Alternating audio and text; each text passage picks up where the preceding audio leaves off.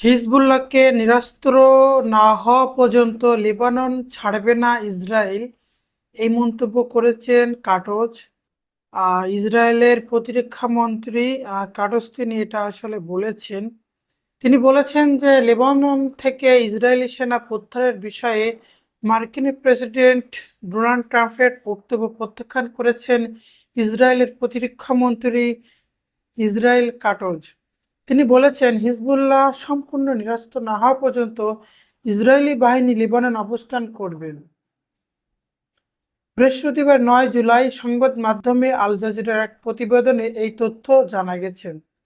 এক বিবৃতিতে কাটজ বলেন, লেবাননে প্রবেশের জন্য আমরা কারোর অনুমতি চাইনি। সেখানে আমরা থাকার জন্য আমাদের কোনো অনুমতিরও প্রয়োজন নেই।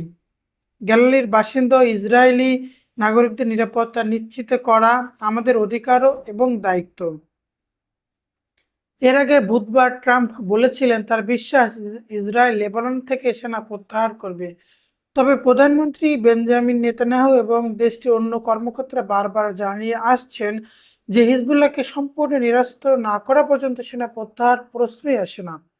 কাটজ আরও বলেন, প্রধানমন্ত্রী বেঞ্জামিন নেতানিয়াহু এবং আমি স্পষ্ট করছি, লেবাননের সর্বত্র হিজবুল্লাহকে নিরস্ত করা এবং উত্তরাঞ্চলের বাসিন্দাদের উপর থেকে হুমকি দূর না হওয়া পর্যন্ত আমরা লেবাননের নিরাপত্তা অঞ্চলে অবস্থান করব এবং প্রয়োজন অনুযায়ী সেখান থেকে অভিযান চালিয়ে যাব।